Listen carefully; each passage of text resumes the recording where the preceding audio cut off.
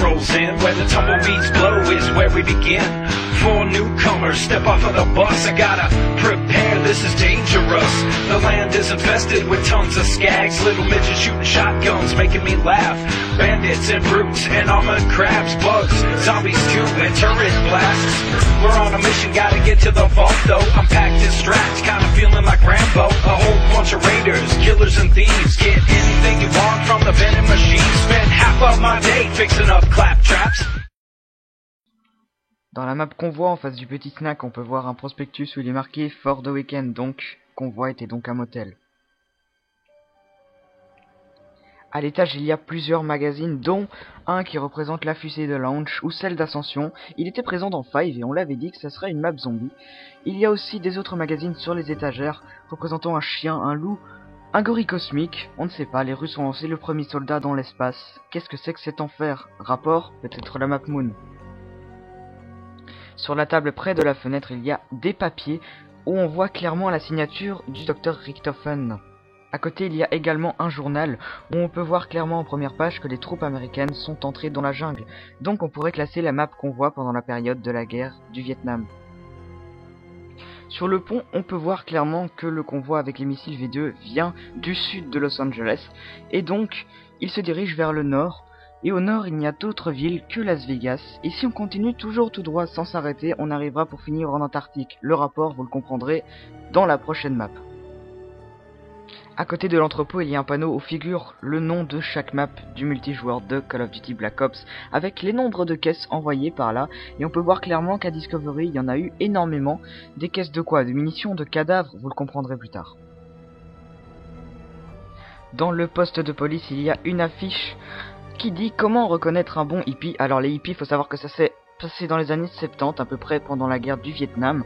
Donc plusieurs choses qui nous disent que cette map vient de cette période-là, des années 70. Il y a une affiche Wanted avec le nom de Raphaël Angelini, recherché pour pawnage de noob. Alors ça m'avait fait beaucoup rire. Voici sa photo. Ils disent qu'il a 14 ans, il y a sa date de naissance. Scar and Marks, Clantag. Raphaël Angelini est considéré armé et dangereux. Et il est super brave et épique à Call of Duty Black Ops. Alors il a aidé au développement de Treyarch Activision et Frostbite. Toujours dans le poste de police, il y a un panneau où il y a plusieurs noms mis à l'honneur, dont le nom de Mike Curran. Mike Curran qui figurait déjà dans la map Firing Range.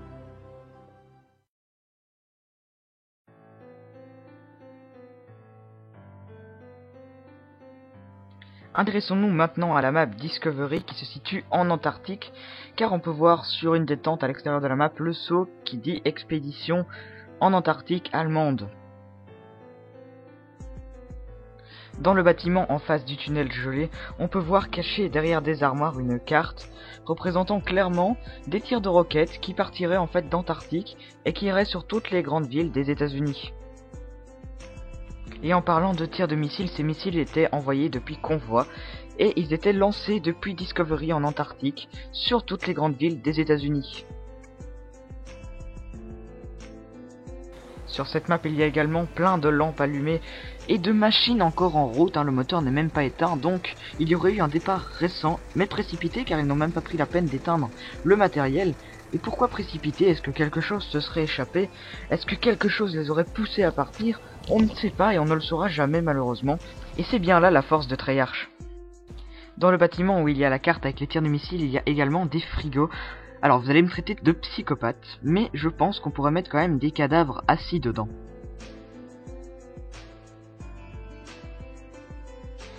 Dans une des salles, il y a également un panneau qui était présent dans Verruct. C'est exactement le même, sauf qu'ici il est gelé. Alors Discovery, c'est vraiment très sanglant, il y a énormément de sang.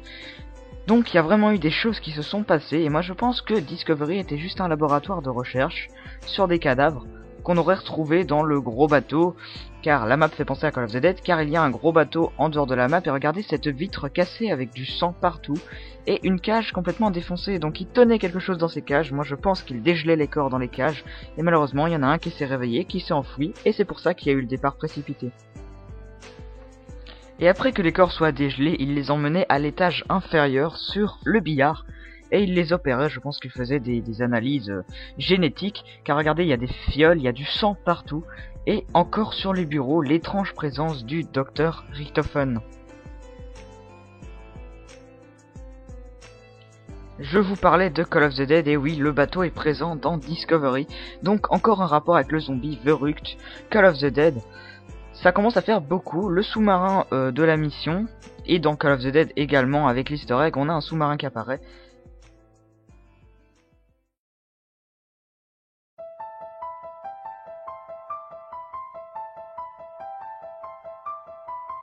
Hanoï est en fait un camp de prisonniers où il y a une caserne, et dans la caserne forcément il y a des dortoirs, hein. Faut bien qu'ils dorment quelque part les gardes. Et à l'étage il y a encore les fameux papiers avec la signature de Richtofen qui décidément me perturbe vraiment parce que Richtofen est vraiment partout, et il y a aussi un tableau avec un plan. Dirigeons-nous maintenant vers la salle d'interrogatoire, ou plutôt la salle de torture, car vous voyez qu'il y a vraiment du sang partout sur le sol, même au plafond. Il y a une mallette avec des instruments de torture qui étaient aussi présents dans Shainonuma, du verre brisé par terre, un appareil électrique et encore une autre mallette de torture, donc ils étaient vraiment prêts à tout pour faire parler leurs prisonniers. Hanoï est clairement un camp de prisonniers car on peut voir qu'il y a un mirador qui quadrille toute la zone de promenade. Et ce mirador ne s'arrête jamais de bouger, donc personne ne pouvait s'échapper, il y a des barbelés au-dessus des murs. Et attention, tenez-vous bien, en plein milieu, il y a une guillotine. Alors la guillotine pour moi servait à couper la tête des gens qui ne cédaient pas à la torture dans la salle d'interrogatoire.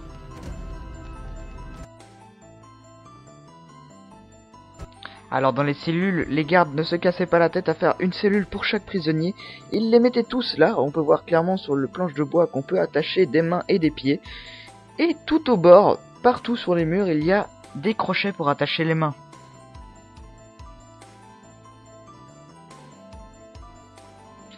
La zone la plus intéressante de Hanoï est le gibet.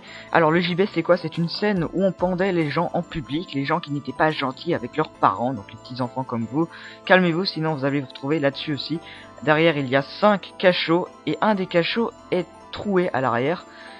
Quelqu'un aurait creusé un tunnel et se serait échappé, je ne sais pas, on peut penser tout ce qu'on veut. Et c'est bien ce que Treyarch nous fait faire, hein, faire des théories complètement absurdes. Dans Hanoï, il y a un message sur le mur en vietnamien, il est écrit Phaitra no Mao, et ça veut tout simplement dire doit payer par le sang. Alors il y avait une image qui avait été créée par les Vietnamiens pendant la guerre du Vietnam.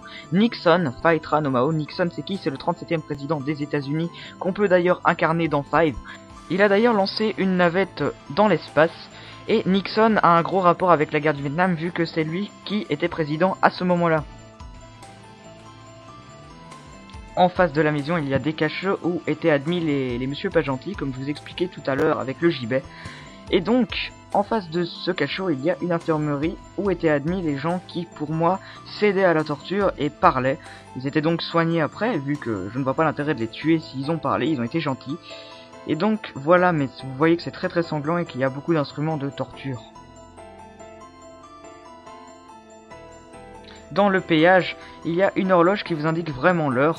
Je sais, ça n'a rien à voir avec l'histoire, mais je trouve ça plutôt pas mal que la vraie heure soit mise dans Call of Duty Black Ops. Donc si vous avez besoin de l'heure, vous allez dans Hanoï et vous regardez.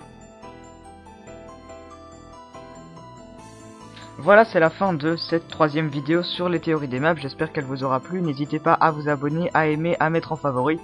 On se retrouve très très bientôt pour d'autres théories. Ciao tout le monde, prenez soin de vous, bye bye.